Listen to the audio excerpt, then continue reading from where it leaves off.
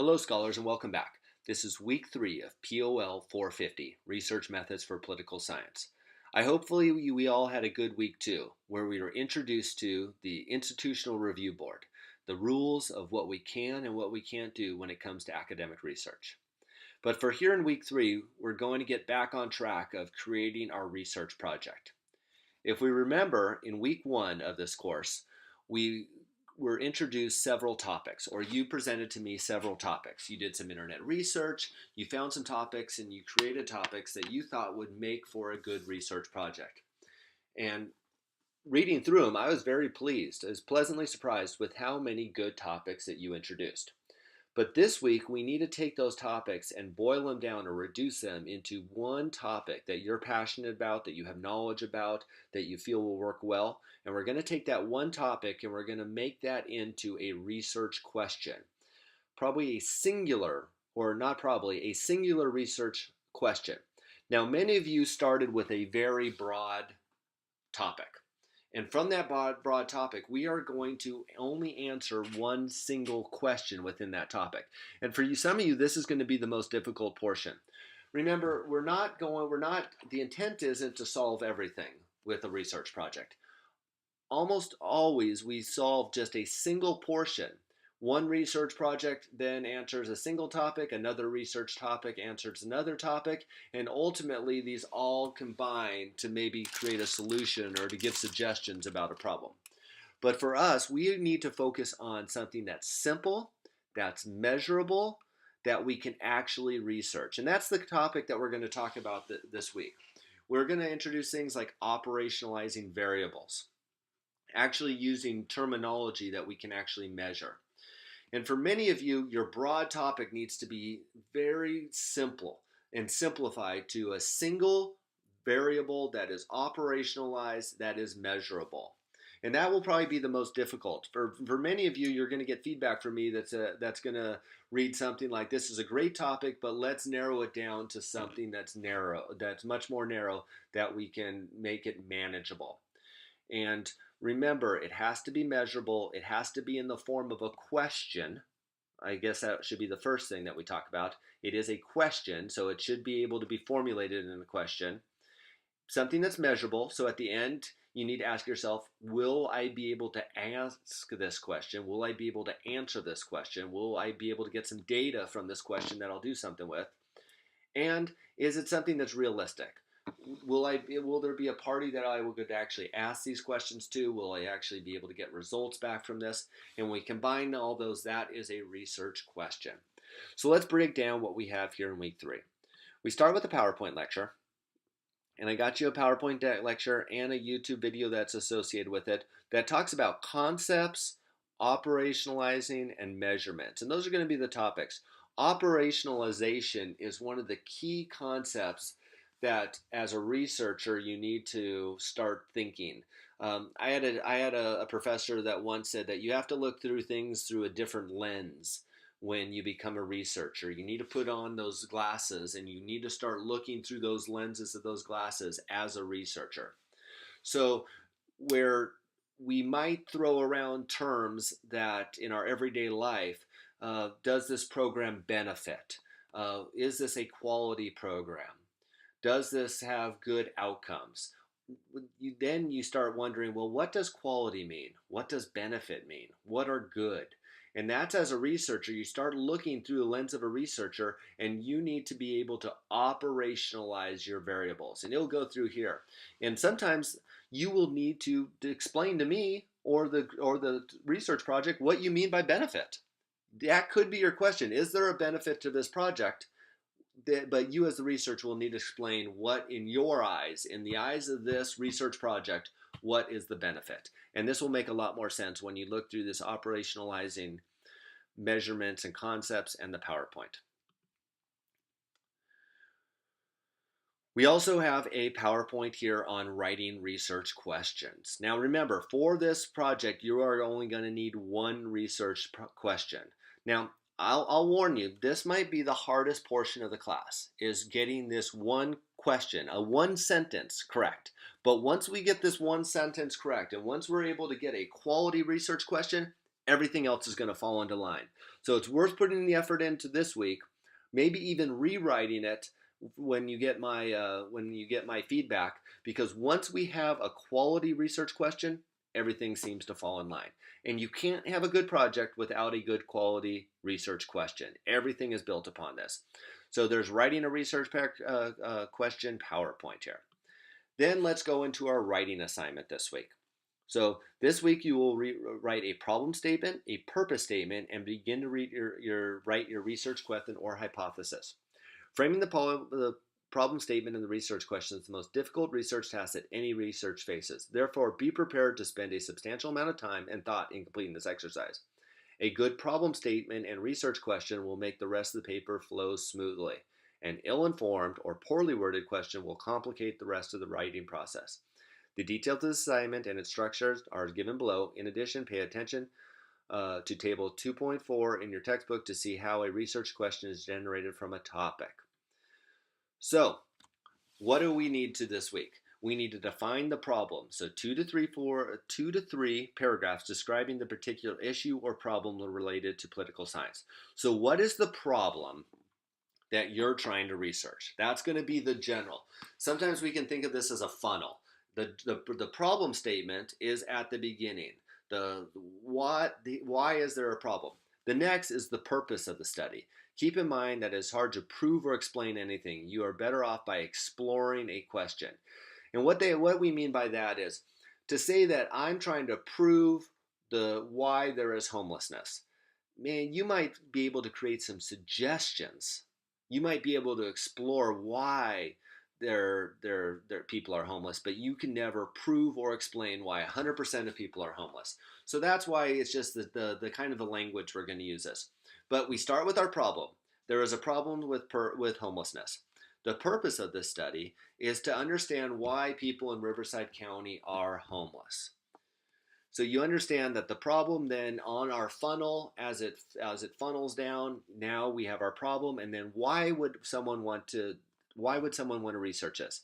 And your purpose statement should have some validity to it. If you talk to someone and they ask you what's your research question about, typically you can explain it through the purpose. Homelessness is a big problem here in Riverside County, and I want to know why so many people are homeless. Just as an example. So your purpose, you can see how that is how you're going to explain why would someone want to read this study? What would they do with this study? Why is it important? Number 3, define the concepts you will be discussing. Maybe a legal definition, maybe a social, medical definition. There's a lot of, but if there is a concept that you need to explain, like you're going to see in this, there's a lot of things that refer to drought. In years past, maybe not so much this winter when we've got so much rain, but in the years previous here in Southern California, there's been a huge problem with the drought. So we kind of built some of these questions about the drought. But someone would, if I was going to say and talk in my study about drought, I would need to define what is drought, what constitutes if we're in a drought or we're not into a drought. Is it a certain amount of rain over the winter? Is it a certain amount of snowpack? Is it historical? Is it over a 1-year plan, a 10-year plan, a 25-year plan? But I would need to define that. For number 4, we're going to define and operationalize the variables that you can measure and concepts. They can either be qualitative or quantitative. Qualitative meaning that we're going to take information, words, and we're going to analyze them, or quantitative, numbers. So we're going to want to look at, and we're going to want to define what are the variables. What is this variable that we are going to be measuring? And give your expectations about how the variables are related in the form of a research question or a hypothesis. So ultimately, how this builds out for me is you're going to have a problem statement, a purpose statement, and then finally a research question. So those are the 3 big pieces of today's or this week's topic. We're going to need to have a problem statement, a purpose statement, all of those filter and narrow into our final research question. So if the funnel was very large with question 1, what is the problem? It's narrowing to number 2, what's the purpose? And at the very end of the funnel is your research question. And through that, If there's any concepts or variables that we need to explain, we will define them at this time. Now, the beauty of this is this will produce your problem statement, your purpose statement, and your research question, which is a large portion of your chapter 1 of your critical assignment. Remember, for our critical assignment, our research perspective, we're going to write chapters 1, 2, and 3. 1 being the introduction, 2 being the literature review, and 3 being the methodologies. This statement of the problem, the purpose statement, and the research question is the majority of your chapter 1. So if we hammer these out and we come up with very quality, or we get some quality information, remember, it's going to, not only is it going to build upon this for the remainder of our study, but we've already got a third of our, or let me rephrase that, we got a large percentage of chapter 1 of 3 chapters of our research perspective. So you're already tackling your critical assignment here in week 3, and that's the beauty of this course. So here's some examples, once again talking about drought and how you can formulate from a problem to the purpose, what we would need to define, and how we ultimately come up with a research question. So there is some information there you can read through. 25-point assignment. Remember Sunday, March 24th. Sunday evening, like all of our assignments, week 3, Sunday, 11:59. So written assignment. I can't emphasize how important this assignment will be. If you put some effort into this assignment, you'll reap the rewards later on. With that being said, though, this might be very difficult for some of us. So if you write and you submit, and I come back to you and say, hey, this isn't what this isn't, it's maybe too broad, you're too large of a topic, you need to operationalize some variables. This will probably be one of the assignments in this course that if I send it back to you, I expect it to be rewrote, and we'll need to get these rewrote in order to move forward. So if I do not get a quality research assignment or research question this week, it's going to go back to you. And remember, that's not a bad thing necessarily. It's just an essential thing. We need to get these figured out before moving forward. And if you have questions, concerns, is this a good research question? Here is my problem. Here's my purpose. Here's my research question. Send them to me. Send them in this assignment. If we need to send them back, that's not bad. Maybe sometimes they just need to be refined, honed, just maybe minorly tweaked, and then we'll be dialed in. And once I know I've said this already a few times, and I'm just reiterating it. We handle this early, and the rest of this course is smooth sailing. So we have our written assignment that is followed up by our application exercise. Once again, it's a quiz. It's talking about variables, independent variables, and the dependent variables. The dependent being variables are what you as the research can change and manipulate. So it's going to talk about variables. This is a timed quiz. But it's not timed, it's not timed, no time limit. You have 2 opportunities to take this test. Once you start it, you need to complete it. Once you finish it, you can look at your grade, you can review your questions and the answers, and if you want to, you have one more opportunity to repeat it to get a higher score. So that's going to be our application, our quiz for this week.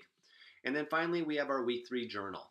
We're going to reflect on last week's IRB application assignment. Your response to each of the prompts should be substantiated and demonstrate writing skills appropriate for a 4th-year college course. And these are the 3 questions I want you to answer. And remember, with the journal, it is you talking to me as if we were in class and you came up, I asked you a question, and you were talking directly to me. Prior to this week's assignment, were you aware that there was an institutional review board here at CBU? Now that you have completed the IRB exercise, do you have a better understanding of the importance and rigor in ethical oversight and academic research? Why and why not, or why not? And how would you explain the role and importance to the IRB to a fellow student who has not embarked on the research study?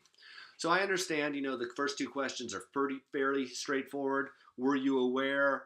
Did you understand? It's really that 3rd question that I'm looking for that volume on. And what I want is I want a decent academic quality writing of how would you explain the role and importance of IRB to someone who had no idea of what this was and if they were about to take this course or if they were doing academic research. So I'm looking forward to that. So 3 deliverables. Our writing assignment number 3. Purpose statement, problem statement, research question. Let's get some good quality work. Application exercise. We got those variables that we're going to read about this week. So we need to look at that and plug those in. And then our week 3 journal, just your reflection to me. So that's what we have in our week 3 agenda. I think one of the things I didn't mention was all of this is coming out of chapters 2 and 4 of your reading. So 2 and 4, look at the PowerPoints. Let me rephrase that. If I were you, I'd look at the PowerPoints, I'd read chapter 2 and 4, I'd look at my PowerPoints again. This whole time I'm already looking through different research. If any of the research that I'm doing for my topic, remember any research that you've already done to come up with those topics, save those sources, save those authors, save those titles, because you can plug those all into your annotated bibliography. Any research you're doing on your topic, save those sites, save those academic journals, save those books, because those will all fit into our bibliography. And then we're going to write a research question. We're going to do our operationalization and variables and our week 3 journal. So there you have it, week 3. I'm excited. This is a big week for us. We hammer out this week. We get some quality research questions, and the stage is set for success for the remainder of this course. Week 3, remember, in these OPS classes, like many of you've taken, they move fast. And it's hard to believe that here in week 3, next week's week 4, and then critical assignments are there at the beginning of week 8. So we are embarking on the halfway point, and before you know it, we're going to be at the end of this class. So I ask you to stay diligent. I ask you to use that successful time management that I know that all of us online and professional study students need to have to be successful.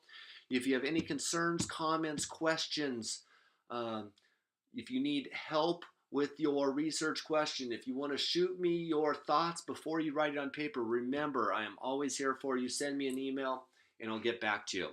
On the other hand, remember, if I'm not hearing from you, my assumption is that you are just smooth sailing through this course. Everything's going good. You're being absorbed. So that's my assumption. And without communication, there's no way for me to assume otherwise. So best of luck here in week 3. I'll keep you in my thoughts and in my prayers for a successful week. I'm looking forward to it. And let's just say bye for now until we talk again.